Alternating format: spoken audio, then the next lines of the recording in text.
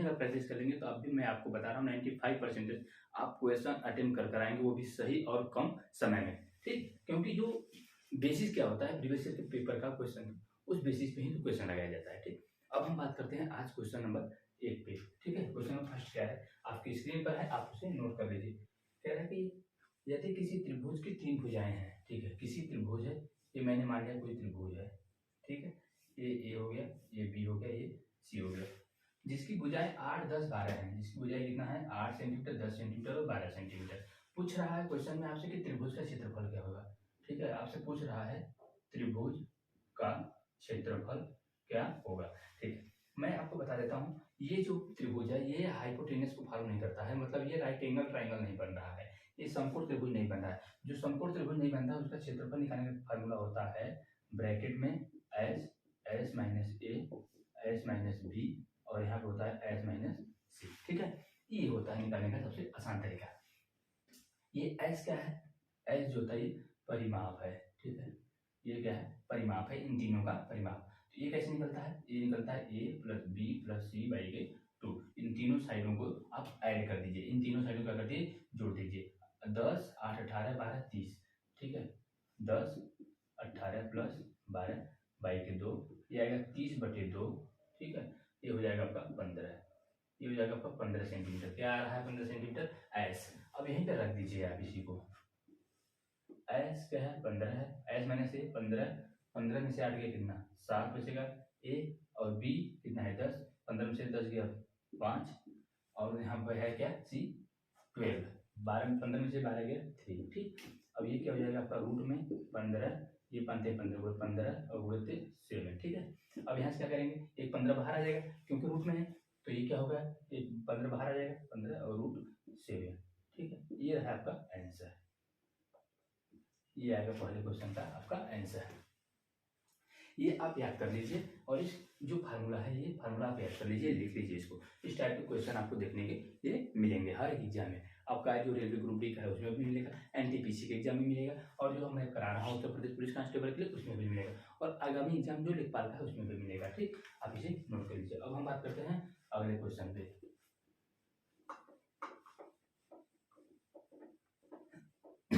Sorry,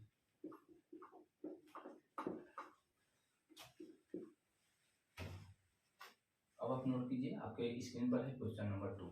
question number 2 क्या है कि ए बी तथा सी के लाभांश का अनुपात। ठीक है, कोई ए बी तथा सी के लाभांश का अनुपात 1/4 रेशियो 1/6 रेशियो 7/12 है। ठीक है, यदि सी सेवानिवृत्त हो जाता है, सेवानिवृत्त मतलब होता है कि सी को बाहर कर दिया जाता है, सी क्या होते हैं रिटायर्ड हो जाते हैं। ठीक है, तो इनके हिस्से जो सी के हिस्से का लाभ है, ठीक है, ये जो है सी के हिस्से का लाभ जो होता है वो कौन बांटता है, ये बांटता है ए और बी। ठीक है, जो सी अगर बाहर निकल जाता है, जो सी अगर सेवानिवृत्त हो जाता है तो इसके हिस्से का जो लाभ होता है वो ए और बी में बांटते हैं, किस रेशियो में 4:5 में। ठीक है, ये ए और बी इसे बांटते हैं अपने 4:5 में। अब हम बात करते हैं, ये है ए बी सी तीनों का लाभ है। ठीक है, तो यहाँ मैं ले लेता हूँ एलसीएम, ताकि ये फ्रैक्शन जो है वो हट जाए, क्या हो फ्रैक्शन हट जाए। तो 4, 6 और 12 का एलसीएम 12 होता है। ठीक है, अब यहाँ 4 3 आ जाएगा, रेशियो 2 आ जाएगा और रेशियो 7 आ जाएगा। ठीक है, अब जो लाभ का रेशियो है वो कितना आ जाएगा, जो लाभ का रेशियो है 3:2:7 हो रहा है। क्वेश्चन में कह रहा है कि जब, क्वेश्चन में क्या कह रहा है कि जब ये जो है सी निकल जाता है, ठीक है, सी सेवानिवृत्त हो जाता है, तो ए और बी इसी को कितने 4:5 में भाग डिवाइड कर लेते हैं, अपने अपने में बांट लेते हैं। ठीक है, तो 7 का अगर ए का निकालेंगे तो ए 7 का कितना लेगा 4/9, क्योंकि टोटल में से लेगा, और बी कितना लेगा, बी तो यही 7 में से लेगा, कितना लेगा ये 5/9। ठीक है, 5/9 पार्ट लेगा। ठीक है, तो ए कितना हो गया 28/9। ठीक है, और बी कितना हो गया 7/35/9। ठीक है, सी के जाने के बाद ये सी का हिस्सा इतना लेगा और ये बी सी का हिस्सा इतना लेगा, और पहले से ए और बी का हिस्सा कितना है, पहले से ए और बी का हिस्सा कितना है 3 है और बी का हिस्सा 2 है। ठीक है, और अब सी का जो हिस्सा ले रहा है, ए कितना ले रहा है भैया 28/9 और बी कितना ले रहा है 35/9। ठीक है, अब इसे ऐड कर देंगे, 9 3 27 8 कितना 55 आ जाएगा यहाँ, रेशियो 55/9 और रेशियो 9 दूनी 18, यहाँ पे 53 आ जाएगा, 53/9, ये 9 9 कैंसिल हो जाएगा। अब जो लाभ होगा ए रेशियो बी का, वो आपका हो जाएगा 55/53। ठीक है, ये रहा नया लाभांश। जब सी के सेवानिवृत्त होने के बाद, जब सी चला गया, सी क्या हो गया, चला गया, तो सी के चले जाने के बाद उसका जो लाभ है सी का, वो ए और बी इस रेशियो में बांट ले रहे हैं अपने में। तो जो पहले का था उसमें ऐड कर देंगे तो आ जाएगा क्या, 55/53। ठीक है, ये नया लाभ है उनका।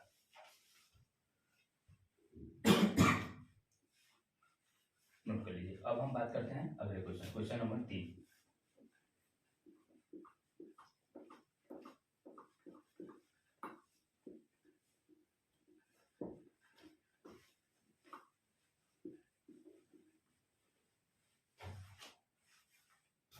अब हम बात करते हैं क्वेश्चन नंबर 3। क्वेश्चन नंबर 3 आपकी स्क्रीन पर है, अब उसे नोट कर लीजिए।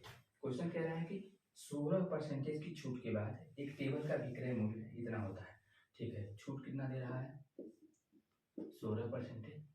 तब जो एसपी है, विक्रय मूल्य कितना हो जा रहा है, 22,680 रुपये हो जा रहा है। ठीक है, यदि क्रय मूल्य अंकित मूल्य का 75% है। एक चीज और कर रहा है कि यदि जो क्रय मूल्य है वह एमपी मतलब अंकित मूल्य का कितना है, 75% है। ठीक है, ये कह रहा है आपसे क्वेश्चन में, पूछ रहा है कि क्रय मूल्य कितना होगा।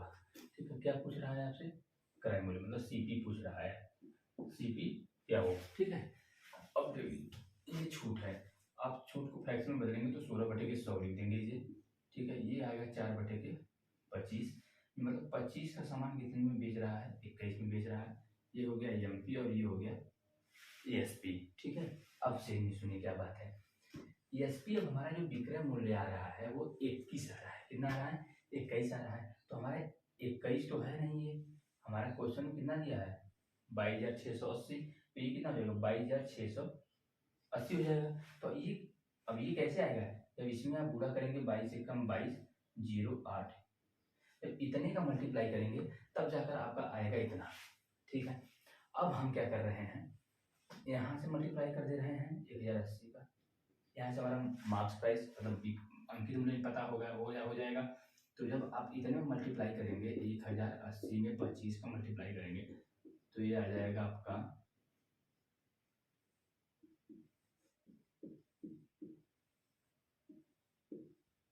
ये आ जाएगा आपका 27,000। ये आ गया आपका मार्क्स प्राइस, कितना आ गया, 27,000। अब हम क्या करेंगे, ये तुम्हारा क्या आ गया, मार्क्स प्राइस मतलब अंकित मूल्य। अब क्या करेंगे हम, यहाँ से सीपी अपान के एमपी ये इधर ला देंगे, इसको क्या लिख देंगे हम यहाँ 75/100 हटाने के लिए, प्रतिशत क्या करेंगे, हटा देंगे। ठीक, अब इसे काट देंगे तो कितना आ जाएगा, 3/4 आ जाएगा, 3/4 आ जाएगा। अब हमारा मार्क्स प्राइस यहाँ 4 आ रहा है, 4 तुम्हारा मार्क्स प्राइस है नहीं, है कितना, ये 27,000 है। 27,000 ही तो है हमारा मार्क्स प्राइस, ये जो आया है 27,000 ही तो हमारा मार्क्स प्राइस आया है, जो ये अंकित मूल्य। अब हम क्या करेंगे, इसको कितना गुना बनाएंगे, 4 × 24, 3 3 4 7 28, इतना गुना बना देंगे। इतना गुना जब इसका कर देंगे तब ये हमारा आ जाएगा इतना। ठीक है, अब हमसे पूछ रहा है क्रय मूल्य, तो क्रय मूल्य को भी उतना गुना बना देते हैं, क्रय मूल्य को तो उतना ही गुना बनाएंगे। तब इसको कराएंगे तो कितना आएगा, 0.0, 3 5 15, 3 7 21, 1 22 और 3 6 18 2 20, ये आया हमारा क्रय मूल्य।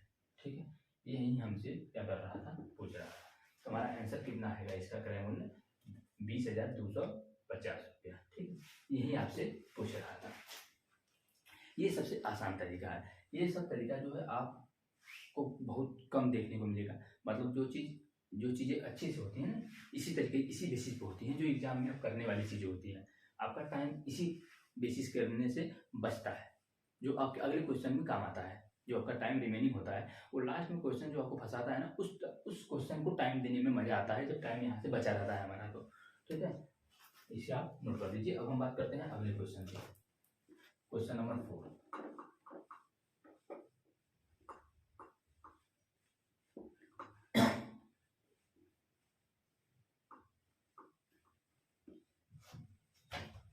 अब हम बात करते हैं क्वेश्चन नंबर 4।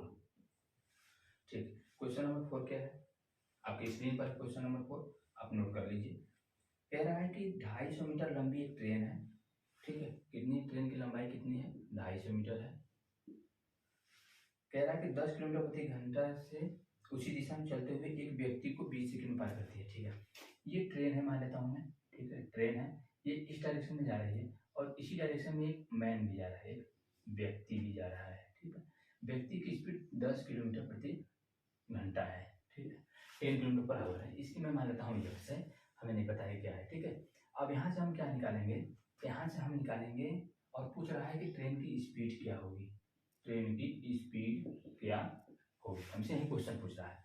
अब हम क्या करेंगे, यहाँ निकालता है ये हम रिलेटिव स्पीड, ठीक है, रिलेटिव स्पीड होता है, ठीक है। अब यहाँ हम निकालेंगे रिलेटिव स्पीड, रिलेटिव स्पीड, ठीक है। जिस डायरेक्शन में ट्रेन जा रही है, अगर उसी डायरेक्शन में, उसी दिशा में दूसरा कोई व्यक्ति जाए या दूसरी कोई ट्रेन जाए तो दोनों की स्पीड घटा दी जाती है, उसी को बोलते हैं रिलेटिव स्पीड। उन दोनों का जो अंतर होता है, उनकी चालों का जो अंतर होता है उसे सापेक्षिक गति बोलते हैं, जिसे रिलेटिव स्पीड बोला जाता है, ठीक है। तो यहाँ से कितना हो जाएगा, ये x है और ये 10 है, -10 हो जाएगा, ठीक है, x -10 किलोमीटर प्रति घंटा, ठीक है। ये रिलेटिव स्पीड हो गया। पूछ रहा है आपका ट्रेन का स्पीड और ये हमें पता है, और वो कवर कितने में कर रहा है, जो टाइम ले रहा है वो 20 सेकेंड ले रहा है, ठीक है। यहाँ से टाइम कितना ले रहा है, 20 सेकेंड, ठीक है। अब देखिए स्पीड बराबर क्या होता है, स्पीड बराबर क्या होता है, मतलब स्पीड मतलब क्या होता है, चाल, चाल बराबर क्या होता है, दूरी बटे के समय, ठीक है। ये होता है आपका डिस्टेंस अपान के टाइम, ठीक है। अब हमें क्या पता है, स्पीड हमें पता है x -10 है रिलेटिव स्पीड, तो हम लिख लेते हैं x -10 रिलेटिव स्पीड। उसके बाद दूरी, दूरी कितनी है हमें पता है 250 मीटर है, ठीक है। और हमें ये पता है टाइम कितना ले रहा है, 20 सेकेंड ले रहा है, टाइम हमने 20 सेकेंड ले लिया। अब देखिए सबसे बड़ी चीज़ क्या है, ये किलोमीटर प्रति घंटा में है लेकिन ये मीटर पर सेकेंड में है। इसको आप 18/5 से मल्टीप्लाई करके इसको भी कन्वर्ट कर लीजिए, किस में कन्वर्ट करेंगे, इसको भी आप किलोमीटर प्रति घंटा में कन्वर्ट कर लीजिए। अब ये कैंसिल होता है, 2 9 जा और 5 5 जा, ठीक है। तो आएगा x -10 बराबर 45, x बराबर आ जाएगा 55 किलोमीटर प्रति घंटा, ठीक है। यही पूछ रहा था आपको कि ट्रेन की चाल क्या होगी, तो ट्रेन की चाल कितनी आ जाएगी आपकी 55 किलोमीटर प्रति घंटा, ये है आपका आंसर, ठीक है। यही आपसे पूछ रहा था, ठीक है। अगर जहाँ नहीं समझ में आता है आप कमेंट बॉक्स में जरूर कमेंट कीजिए, मैं उसका रिप्लाई करूंगा, फिर से क्वेश्चन आपको बताने की पूरी तरह से प्रयास करूंगा, ठीक है। अब हम बात करते हैं अगले क्वेश्चन पे।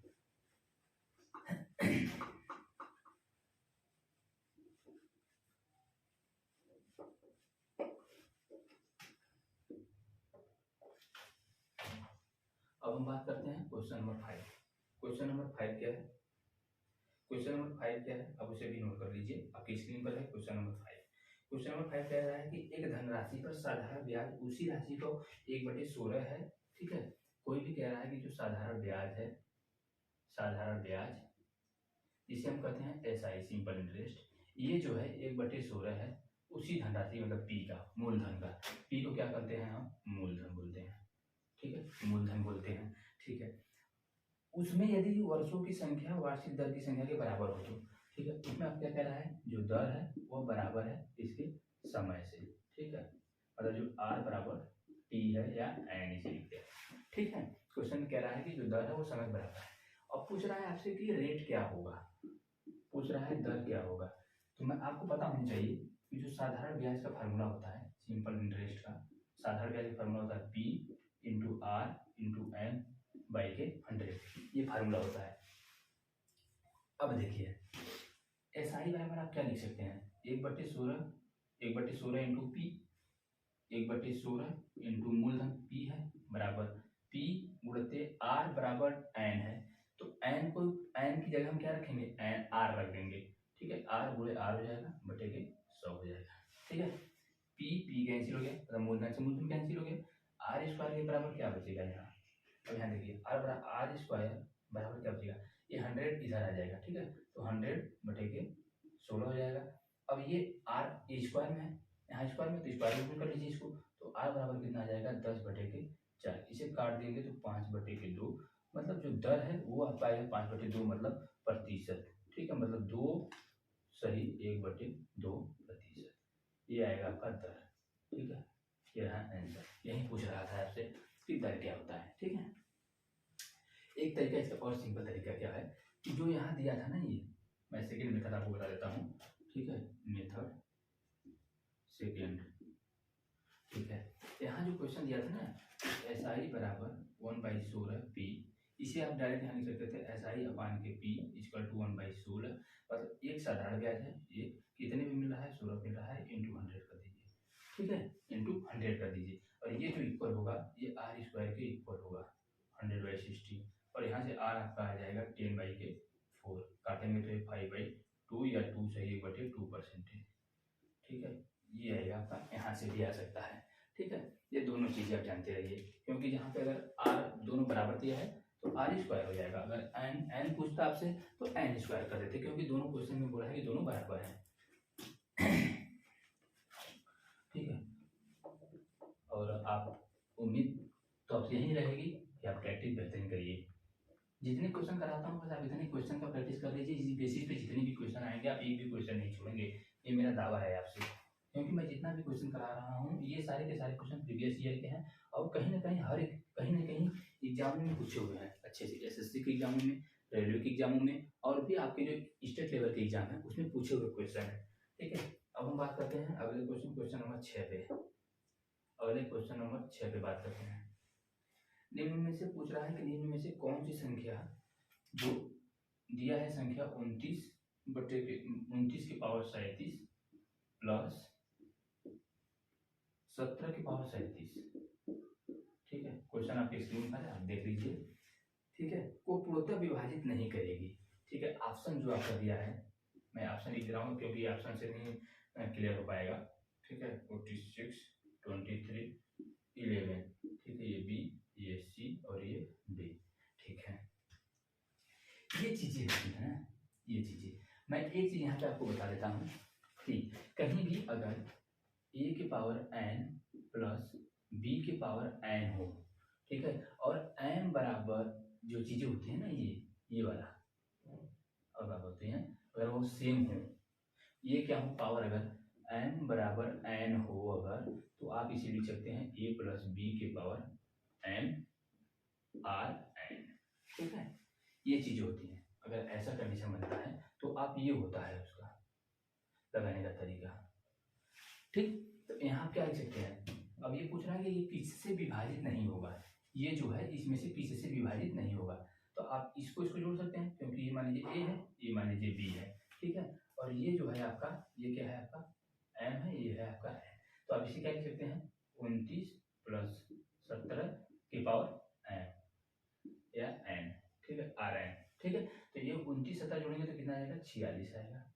ठीक है, अब ये 46 जो है ये किसी में से डिविजिबल होगा, इससे भी डिविजिबल होगा, इससे भी डिविजिबल होगा, इससे भी डिविजिबल होगा, लेकिन इससे नहीं डिविजिबल होगा। ठीक है, तो आपका आंसर क्या हो जाएगा, ये हो जाएगा 11। ये लगाने का सबसे आसान तरीका है। इस तरीके के क्वेश्चन आपको नंबर सिस्टम में जरूर मिलेंगे। ठीक है, नंबर सिस्टम भी मैं अभी आपको बेहतरीन तरीके से कराऊंगा, नंबर सिस्टम भी अभी बेहतरीन तरीके से कराऊंगा, जो कुछ टॉपिक ऐसे हैं जो मैं आपको पर्टिकुलर कराऊंगा। ठीक है, तो ये जान लीजिए, इस तरीके का क्वेश्चन आता है तो आप ऐसे सॉल्व करेंगे। अब हम बात करते हैं अगले क्वेश्चन नंबर 7।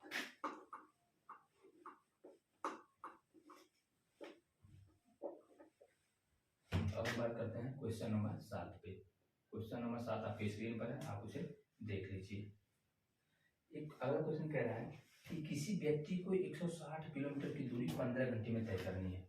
दूरी कितनी है, 160 किलोमीटर। तय कितने में करना है, टाइम है 15 घंटा। टाइम कितना है, 15 घंटा टाइम है। यदि वह दूरी के 4/5 भाग को, ठीक है, वह दूरी के 4/5 भाग, मतलब 160 के 4/5 भाग को, ठीक है, ये दूरी हो गया, और टाइम कितना ले रहा है कवर करने में।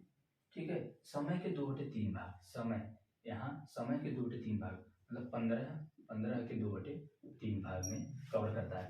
तो अब देखिए वो 160 टोटल है, तो इसे काटेंगे तो 32 और 4 दूनी 8, 4 3 12, 128 किलोमीटर वो कवर करता है। कितने में कवर करता है, 3 × 5 = 15, 5 × 10 घंटे में 128 किलोमीटर की दूरी वो 10 घंटे में कवर करता है। अब की बची दूरी कितनी है, शेष दूरी पूछ रहा है क्वेश्चन में कि शेष दूरी वह किस चाल से कवर करेगा। तो शेष दूरी आपकी कितनी बची है, जो शेष दूरी बची है वो 160 में से 128 घटाएंगे तो आएगा 32 किलोमीटर। ठीक है, 32 किलोमीटर शेष दूरी है, 32 किलोमीटर। और शेष टाइम कितना है आपके पास, शेष समय कितना है आपके पास, शेष समय 10 आवर, तो यहाँ लिख लिया 128 किलोमीटर कवर करने में, तो बचा कितना, 15 में से 10 गया तो 5 घंटे बचा, कितना 5 आवर्स।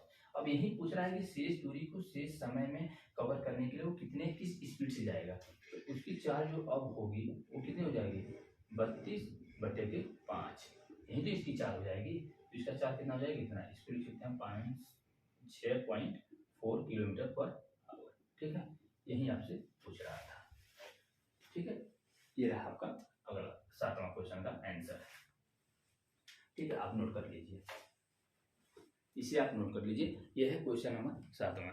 इस तरीके के क्वेश्चन आपको एग्जामों में देखने के लिए मिलेंगे, और ये जो तरीका है ये सब बेहतरीन तरीका है, इस टाइप के ही क्वेश्चन आपको मिलेंगे।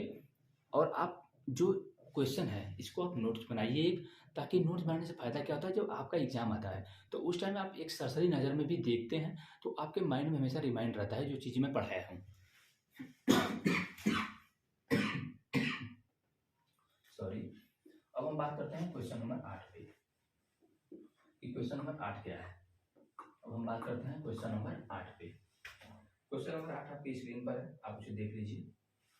कह रहा है कि 40 रुपए प्रति किलो कीमत वाली, ठीक है, 40 रुपए प्रति कीमत वाली चीनी को 48 रुपए प्रति कीमत वाली, ठीक है। अब देखिए, एक चीनी एक कीमत है और एक बी है। एक ये 40 रुपए प्रति किलो है और एक यह दूसरा जो है 48 रुपए प्रति किलो है। कह रहा है कि मुझे किस चीनी के साथ साथ किस अनुपात में मिलाया जाना चाहिए, इस चीनी को किस अनुपात में मिलाया जाना चाहिए ताकि मिश्रण को 54 रुपए प्रति किलो, इस मिश्रण को, ठीक है, मैंने ए को और बी को मिलाकर बेचना है मुझे 54 रुपए प्रति किलो के हिसाब से, ठीक है, प्रति केजी के हिसाब से बेचे तो मुझे लाभ हो कितना, 20%। ठीक है, लाभ कितने का होगा, 20% का। कब, जब 54 रुपए प्रति केजी बेचेगा तब। तो 20% का लाभ का मतलब क्या हुआ, बटे के 100, 1/5, मतलब 5 का सामान कितने में बेचेगा, वो 6 में बेचेगा। 5 का सामान कितने में बेचेगा, 6 में बेचेगा। तो 6 में तो बेच नहीं रहा है, बेच कितने में रहा है, 54 में बेच रहा है। ठीक है, तो यहाँ लिख लीजिए 54, कितना गुना बनेगा, 9 गुना बनेगा, ये भी कितना बनेगा, 9 गुना बनेगा, मतलब 45। ठीक है, और जो मिश्रण का एवरेज आएगा, औसत जो क्रय मूल्य आएगा वो 45 आएगा। अब यहाँ मैं लिख देता हूँ 45। ठीक है, अब यहाँ से निकाले तो लगा लेता हूँ मैं एलिगेशन। ये मेथड जो होता है एलिगेशन मेथड होता है। ठीक है, ये क्या सा मेथड होता है, एलिगेशन मेथड होता है। ठीक है, एलिगेशन मेथड सबसे बिल्कुल आसान तरीका। इस टाइप के क्वेश्चन आपको मिलेंगे ही मिलेंगे, ये देखिए मेरा वादा है आपसे कि इस टाइप के क्वेश्चन मिलेंगे ही मिलेंगे आपको। और ये सबसे आसान तरीका है, बिल्कुल आसान तरीका, नहीं तो ऐसे आप एक्स से मान के लगाते रह जाएंगे, नहीं आएगा। यहाँ ये भी क्रय मूल्य है, ए का सीपी, ये है बी का सीपी और ये है टोटल का सीपी। ठीक है, अब जब इसको आप यहाँ से क्या होता है ना कि इस वाले में से इसको घटाया जाता है तो यहाँ से कितना आएगा, 5 आएगा, और इस वाले में से इसको घटाया जाता है, इसमें से इसको घटाएगा तो यहाँ माइनस आएगा। तो माइनस हमें केजी फेजी माइनस तो लेना नहीं होता है, वो प्लस में होता है। फिर यहाँ से फिर 45 में से 48 घटाएंगे तो यहाँ फिर भी -3 आएगा, तो ये तो अपने आप कैंसिल हो जाता है। ठीक है, तो बचा कितना, 3:5। तो उसे हम किस अनुपात में मिलाएंगे, यही 3:5 के अनुपात में मिलाएंगे। ठीक है, हम किस अनुपात में मिलाएंगे, 3:5 के अनुपात में मिलाएंगे। अगर टोटल क्रय मूल्य होता है तो जो लास्ट में आता है वो हमारा उसका रेशियो आता है, जो कितना होता है, उसकी क्वांटिटी कितनी होती है, उसी क्या होती है, जो क्वांटिटी होती है, कितना केजी रहेगा। तो हम ए को 3 में मिलाएंगे, 3 रेशियो जो होंगे, 3 मतलब लेंगे, और बी को कितना लेंगे, 5 के अनुपात में लेंगे। तो 3:5 के अनुपात में हम मिलाएंगे, तब हमें जाकर के 20% का लाभ होगा, तब हम उसे बेचेंगे 54 रुपए प्रति केजी में। यह है आपका एलिगेशन मेथड। ठीक है, एलिगेशन मेथड आप इसे देख लीजिए, सबसे बिल्कुल ही आसान तरीका है ये। अब हम बात करेंगे अगले क्वेश्चन पे, क्वेश्चन नंबर 9 पे।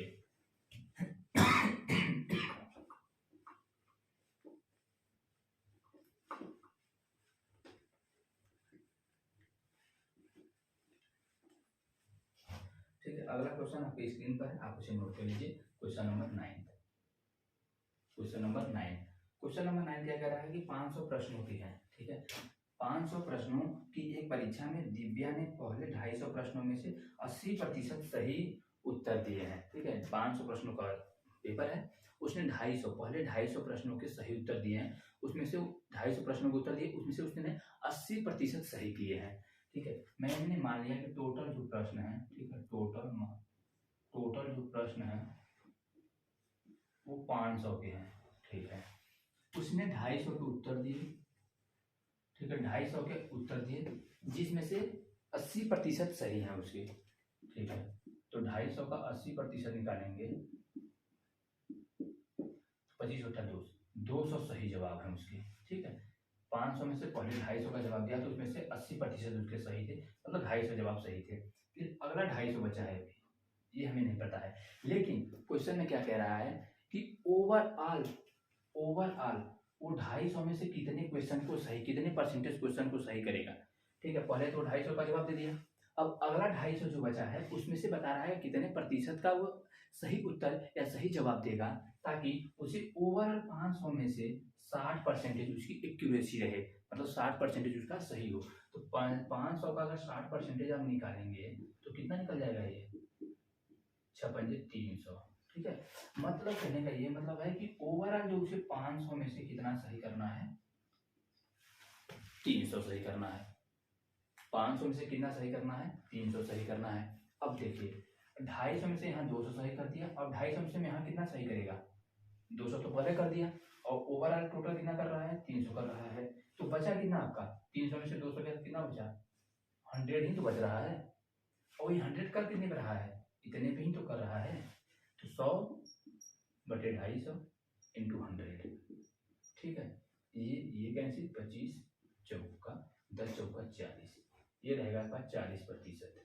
ठीक है, वो 40% अगले 250 में से अगर वो 40% कर देता है सही, तब उसके ओवरऑल कितने मार्क्स सही होंगे, ओवरऑल जो उसका परसेंटेज रहेगा एक्यूरेसी का 60% होगा। ठीक है, ये रहा क्वेश्चन नंबर 9।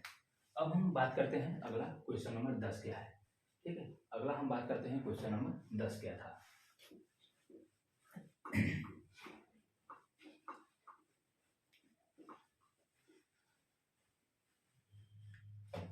ठीक है, अब अगला हम बात करते हैं क्वेश्चन नंबर 10, आपकी स्क्रीन पर है, आप उसे नोट कर लीजिए। क्वेश्चन नंबर 10 है कि यदि x बराबर 164 के पावर 169 प्लस 333 के पावर 337 माइनस 727 के पावर 726, तो पूछ रहा है कि इकाई अंक क्या होगा, इसका यूनिट डिजिट पूछ रहा है, इसका यूनिट डिजिट पूछ रहा है आपसे, या इकाई अंक जिसे बोलते हैं। ठीक है, इकाई अंक क्या होगा। अब देखिए क्या होता है इस क्वेश्चन में क्या होता है, यहाँ इकाई अंक पे क्या कितना है, 4 है। 4 में दो चीजें होती हैं, एक इवन और एक आड। ठीक है, इवन का मतलब क्या होता है, अगर इसका स्क्वायर करेंगे तो हमेशा इसके यूनिट डिजिट पे 6 आएगा। ठीक है, और अगर ऑड डिजिट रहेगा तो कितना आएगा, 4 आएगा। तो ये है क्या पावर में इसके 169 क्या होता है, ऑड नंबर होता है, तो इसके यूनिट डिजिट हमेशा कितना आएगा, 4 आएगा। अब यहाँ प्लस से प्लस लगा दीजिए। ठीक है, यहाँ 3 है। अब मैं बता रहा हूँ 3 में कुछ नहीं होता है। 3 में क्या होता है, अगर 3 के पावर 1 करेंगे तो कितना आएगा, 3 आएगा। 3 के पावर 2 करेंगे 9 आएगा। 3 के पावर 3 करेंगे 7 आएगा। यूनिट डिजिट में बता रहा हूँ बस, यूनिट डिजिट। 3 के पावर 4 करेंगे 1 आएगा। फिर 3 के पावर 5 करेंगे, फिर यहाँ से कितना आ जाएगा, फिर 3 आएगा। मतलब हर 4 के बाद यूनिट डिजिट जो होता है 3 में कंडीशन होती है कि हर 4 पावर के बाद पचाए में क्या होता है, फिर पहला वाला रिपीट होने लगता है। फिर क्या होने लगता है, रिपीट होने लगता है।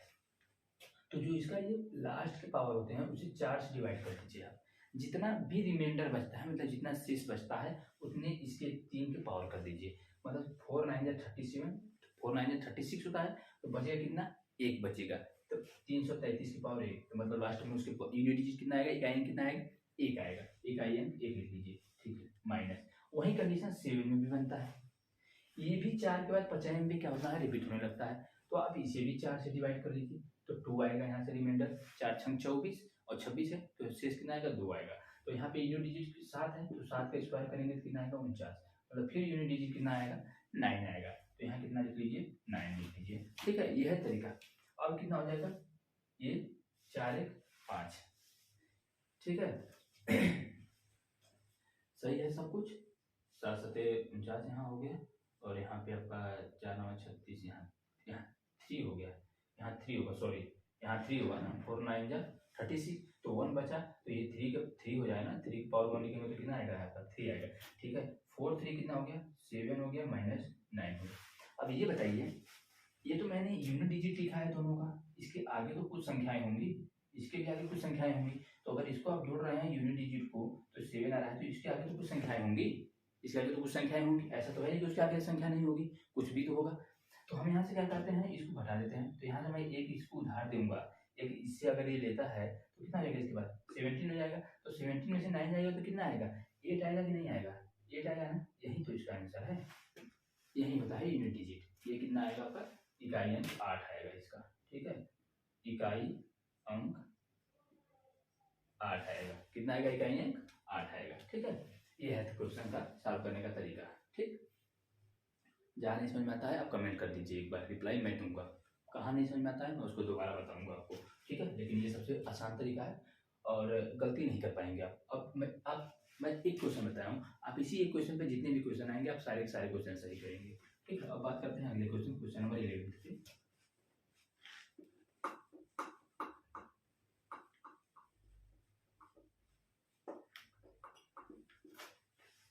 क्वेश्चन नंबर 11 आपकी स्क्रीन पर है, आप उसे नोट कर लीजिए। क्वेश्चन नंबर 11 आपकी स्क्रीन पर है, आप उसे नोट कर लीजिए। क्वेश्चन क्या कह रहा है कि निम्न में से कौन सा सबसे बड़ा विभाजक होगा यदि x कोई प्राकृतिक संख्या है, तो दिया है 3 के पावर x प्लस 3 के पावर x प्लस 1 प्लस 3 के पावर x प्लस 2, ठीक है। और यहाँ ऑप्शन भी दिया है, मैं ऑप्शन भी आपको बता दे रहा हूँ। ऑप्शन क्या है, ऑप्शन के हिसाब से क्वेश्चन सॉल्व होता है।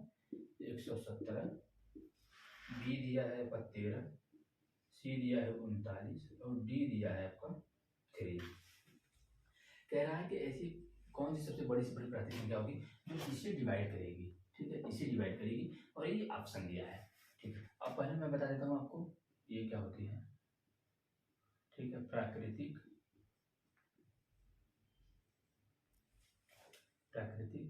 संख्या, प्राकृतिक संख्या क्या होती है, जो 1 2 3 ऐसे ऐसे होती है, इनफाइनाइट तक होती है, उसे बोलते हैं प्राकृतिक संख्याएं। प्राकृतिक संख्या मतलब क्या होती है, नेचुरल नंबर, क्या होती है, नेचुरल नंबर, इसे क्या बोलते हैं, नेचुरल नंबर, ठीक है। ये होती है आपका नेचुरल नंबर, ठीक है। अगर आप यहाँ पे 1 रखते हैं, ठीक है, आप 1 से स्टार्ट कीजिए। अगर आप यहाँ x की वैल्यू x जो है वही तो प्राकृतिक संख्या है, तो प्राकृतिक संख्या 1 से शुरू होती है, 1 2 3 4 इनफिनिट तक जाती है। तो मैं अगर यहाँ 1 रखता हूँ, यहाँ भी 1 रखूँ तो 2 हो जाएगा, यहाँ 1 रखूँगा तो 2 1 3 हो जाएगा, तो ये कितना आ जाएगा, 3 1 कम 3 आ रहा है, प्लस 3 3 के 9 आ जाएगा, प्लस 3 के पावर 3 है, 3 3 9 3 के 27, 27 3 30 9 39 आ रहा है, ठीक है। मतलब कहने का ये मतलब है जो सबसे छोटी संख्या होगी इसे विभाजित करने वाली वो 39 होगी, सबसे छोटी संख्या इसे विभाजित करने वाली क्या होगी, 39 होगी, ठीक है।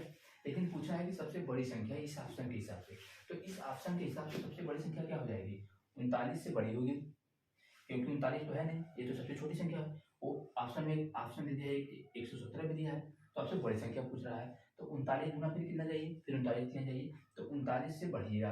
अब यहाँ 2 रख लीजिए, अब यहाँ x के स्थान पे 2 रख लीजिए, 2 रख के देखिए, 2 रखेंगे तो 2 हो जाएगा, यहाँ 2 रखेंगे तो 3 हो जाएगा, यहाँ 2 रखेंगे तो 2 2 क्या हो जाएगा, 4 हो जाएगा।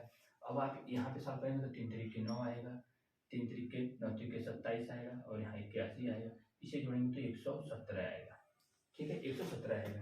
कहने का मतलब ये हुआ, इसके बाद पर ये हुआ कि जो इस संख्या को इस ऑप्शन के हिसाब से सबसे बड़ी संख्या जो विभाजित करेगी, डिविजिबल जो होगा वो 117 होगा, वो क्या होगा, 117 होगा।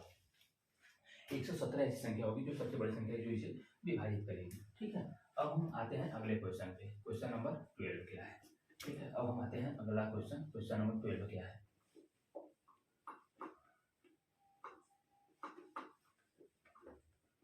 अब हम बात करते हैं अगला क्वेश्चन नंबर 12। क्वेश्चन नंबर 12 आपकी स्क्रीन पर है, आप नोट कर लीजिए। क्वेश्चन नंबर 12 के बारे में बात करते हैं। ठीक है, ए ने एक्स को 9% साधारण ब्याज पर 26,000 का एक हिस्सा उधार दिया है। ए ने, ठीक है, किसको? एक्स को। ठीक है, 9% रेट पर। कितने पे दिया उधार? 9% पे दिया। दिया कितना है? 26,000 रुपया। ठीक है, दिया कितना उधार? उधार जो दिया है ये ए ने 26,000 रुपया दिया है। ठीक है, 26,000 दिया है। ठीक है, और एक वाई को भी दिया है, और जो 26,000 में से कुछ शेष इसे दिया है 9% पे, और कुछ दिया है वाई को। कितने पे दिया है वाई को? 4% साधारण ब्याज पर। कितना दिया है? 4%। ठीक है, 26,000 में से कुछ हिस्सा एक्स को दिया है और कुछ हिस्सा वाई को दिया है। ठीक है, लास्ट में क्या हो रहा है कि 15 वर्षों बाद, ठीक है, लास्ट में क्या हो रहा है कि 15 वर्ष के बाद, 15 वर्ष बाद जो ए को प्राप्त हो रहा है टोटल धनराशि, वो प्राप्त हो रहा है 38,800। ठीक है, ये क्या हो रहा है? इसमें क्या है आपका? एस आई प्लस पी, मतलब साधारण ब्याज और मूलधन दोनों है। तो अगर इसका अंतर आप यहाँ से पी घटा देंगे, जो मूलधन घटाएंगे 26,000, तो यहाँ से पता चल जाएगा कि उसको टोटल कितना ब्याज मिल रहा है। ठीक है, तो 0,0,8, 8 में 6 गए 2, 1, 12,800 रुपये उसे ब्याज मिल रहा है। तो ब्याज कितना उसे मिल रहा है? 12,800 रुपया। और ये मिल कितने में रहा है उसे? 15 वर्षों में मिल रहा है। कितने वर्षों में मिल रहा है? 15 वर्षों में। तो एक वर्ष में एवरेज निकालेंगे तो 15 से डिवाइड करना पड़ेगा आपको, 15 से डिवाइड करना पड़ेगा। सुन लीजिए, लेकिन अब मैं बता रहा हूँ आपको कि 3 यहाँ पे 3 है, यहाँ पे मिस्टेक हुआ था, ये यहाँ 3 है। ठीक है, अब ये क्या हो जाएगा? चेंज हो जाएगा। 13 से 6 गया, यहाँ पे 7 बचेगा, और यहाँ से कुछ नहीं बचेगा, मतलब 7800 आएगा। ठीक है, सॉरी, वहाँ मिस्टेक हुआ था, वहाँ पे 388 नहीं था, 338 था, तो ये आ जाएगा आपका इतना। ठीक है, अब आप क्या करेंगे? इसे इसको डिवाइड कर देंगे। तो इसको जब डिवाइड करेंगे तो ये आएगा 15 पच्चीस 75। ठीक है, यहाँ से 15 पच्चीस 75, और 15 दुना के 30, ये आएगा। एक वर्ष का इतना आएगा। ठीक है, आपका एक वर्ष का कितना आएगा? इतना ब्याज आएगा। ठीक है, एक वर्ष का जो ब्याज आएगा उस पर आपका एक वर्ष का ब्याज उतना ही तो आएगा। ठीक है, ये रहा आपका तरीका। लेकिन एक मिस्टेक और हो रही है इस क्वेश्चन में, एक क्वेश्चन में मिस्टेक और हो रहा है। जो टाइम है ये 15 नहीं है, ये 5 है। ठीक है, जो 5 वर्ष में उसे, यहाँ 15 वर्ष नहीं है दोस्त, ये 5 वर्ष है, सॉरी इसके लिए, यहाँ 5 वर्ष बाद है। ठीक है, 5 वर्ष बाद उसे जो ब्याज मिल रहा है वो इतना मिल रहा है 7800। ठीक है, तो 5 डिवाइड करेंगे तो ये आएगा 5 एकम 5, 5 पच्चीस 25, 5 36। ठीक है, 1560 रुपया उसे प्रत्येक वर्ष मिलेगा ब्याज के रूप में। 1560 रुपया क्या मिलेगा उसे? प्रत्येक वर्ष ब्याज के रूप में मिलेगा। ठीक है, 1560 रुपया ब्याज उसे मिल रहा है, तो यहाँ से दर कितना निकालेंगे आप? दर कैसे आएगा? दर जो आएगा आपका, दर तो निकालेगा, क्योंकि ओवरऑल एक दर भी निकल जाएगा, क्योंकि जो 1560 रुपये ब्याज मिल रहा है वो मिलेगा कितने पे? इसी पे तो मिलेगा उसे, मूलधन पे ही तो मिलता है ब्याज। जो ब्याज आपका मिलेगा वो तो मूलधन पर ही तो ब्याज मिलेगा। ठीक है, तो ब्याज इसी पे मिलेगा, तो ब्याज कितने पे मिलेगा? 2600 पे, 26,000 रुपया जो है। ठीक है, इंटू 100 कर देंगे। ठीक है, क्या कर देंगे आप? इंटू 100 कर देंगे। तो ये कैंसिल, ये कैंसिल, ये कैंसिल, और यहाँ से आ जाएगा आपका, इसे जब डिवाइड करेंगे तो ये आएगा 6। क्या आ जाएगा? 6%। ओवरऑल जो आएगा आपका वो क्या आ जाएगा? 6% आ जाएगा। अब देखिए क्या करना है अगला स्टेप। ठीक है, अब अगला स्टेप देखिए क्या करना है। अब क्या आ गया यहाँ पे? 6%। यहाँ भी आप लगा देंगे एलिगेशन, यहाँ भी लगा देंगे एलिगेशन मेथड। एलिगेशन मेथड क्या लगाएंगे आप? एलिगेशन मेथड कुछ कंडीशन पर लगाइए। मैं मान लेता हूँ कि ए ने एक्स को 9% पे पूरा ब्याज दे दिया, पूरा 26,000 दे दिया। फिर मान लेता हूँ मैं 4% पे ए ने वाई को पूरा दे दिया। ठीक है, यहाँ भी पूरा धन हो गया, यहाँ भी पूरा धन हो गया। अब जो ब्याज आ रहा है वो ओवरऑल 6% पे आ रहा है, तो आप इसे घटा दीजिए। अब यहाँ जो घटाएंगे वो आपका जो रेशियो आएगा वो आता है आपका रेशियो जो उसके मूलधन का बंटवारा होता है। ठीक है, तो यहाँ से 9 में से 6 जाएगा, यहाँ 3 आएगा, और यहाँ पे 6 में से 4 जाएगा तो 2 आएगा। ठीक है, अब देखिए क्या होगा। आया कितना? ये आपका 6 रेशियो 2 रेशियो 3 में आ गया, सॉरी 2 रेशियो 3 में आ गया। कितने में आया है ये? ये आया है आपका 2:3 में आया है। ठीक है, अब ये 2:3 में पूछ रहा है, किसका हिस्सा पूछ रहा है इसमें आपका। एक बार आपको देख लीजिए कि इसमें से आपका पूछ रहा है कि तो जो धनराशि मिली है तो ए को कितनी धनराशि मिली है। ठीक है, ये क्वेश्चन जो है आपका यूपीएसआई 2021 में पूछा हुआ क्वेश्चन है। ठीक है, ये क्वेश्चन जो था आपका यूपीएसआई 2021 में पूछा हुआ है क्वेश्चन। ठीक है, अब देख लीजिए तो 2:3 कितना हुआ, मूलधन 5 हो गया, लेकिन 5 आपका मूलधन तो है नहीं, आपका मूलधन कितना है, मूलधन आपका 26,000 है। ठीक है, तो ये 5 जो बराबर हो जाएगा कितने को हो जाएगा, 26,000 के बराबर हो जाएगा। तो 1 यूनिट किसके बराबर हो जाएगा, भाग देंगे तो 5 × 25 और 5 दूनी के 10, 5200 के बराबर हो जाएगा। ठीक है, अब आपसे पूछ किसका रहा है, अब आपसे इसमें से बी का पूछ रहा है। ठीक है, तो 0 0 3 दूनी के 6 3 × 15। ठीक है, ये आएगा आपका आंसर 15,600। ठीक है, 15,600 आ जाएगा आपका आंसर, क्योंकि पूछ किसका रहा है, तो 5 होगा तो की राशि कितना होगी, तो आपका एक्स वाई का पूछ रहा है आपसे। ठीक है, वाई का क्या पूछ रहा है, धनराशि, तो वाई की धनराशि कितना हो जाएगा, ये हो जाएगा। ठीक है, क्योंकि जो लास्ट में जो रेशियो होता है, अनुपात जो आता है वो ब्याज का अनुपात आता है उसके, मतलब मूलधन का, जो उन्होंने पैसे को वो जो ए ने एक्स को और वाई को जो दिया है उसका अनुपात आता है। ठीक है, तो ये रहा है आज का लास्ट क्वेश्चन प्रैक्टिस सेट 4 का। ठीक है, चौथे प्रैक्टिस का ये रहा है आज का लास्ट क्वेश्चन।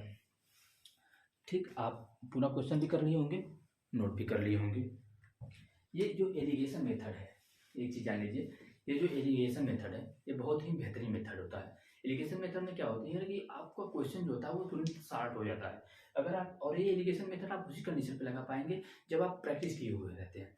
प्रैक्टिस करने का मतलब, प्रैक्टिस करने का सबसे बड़ा मोटो क्या होता है कि प्रैक्टिस करने से आपकी जो सारी चीजें होती हैं, आप क्वेश्चन देखते हैं तो आपको तुरंत रिमाइंड आ जाता है कि ये क्वेश्चन उस तरीके से होता है। प्रैक्टिस का सबसे बड़ा मोटो यही होता है, आपके माइंड में तुरंत स्ट्राइक करता है कि आप किस तरीके से ये क्वेश्चन कैसे लगेगा, और आप तुरंत स्ट्राइक जब करता है तो आप तुरंत उस क्वेश्चन को सॉल्व करेंगे। और आपका जहाँ टाइम 1 मिनट लगने का लगता है वहाँ पे 10 सेकंड में क्वेश्चन सॉल्व होता है। अब बचता है कितना, आपका 50 सेकंड बच गया एक क्वेश्चन में। अगर इसी तरीके से आपने 10 क्वेश्चन में बजाया 50-50 सेकंड के हिसाब से, तो आपका लगभग 8-9 मिनट के आसपास बचेगा। ठीक है, और 8-9 मिनट का मतलब ये होता है जो कुछ ऐसे क्वेश्चन होते हैं जो आपको उलझाते हैं, कुछ क्वेश्चन ऐसे होते हैं जो एग्जाम में उलझाते हैं आपको, तो उस क्वेश्चन में क्या होता है, आप यही टाइम जो बचा रहता है इस टाइम को उस क्वेश्चन के लिए आप अपना टाइम, ये वाला जो टाइम होता है यूज कर लेते हैं, तो आपका जो टफ क्वेश्चन होता है वो भी आ जाता है।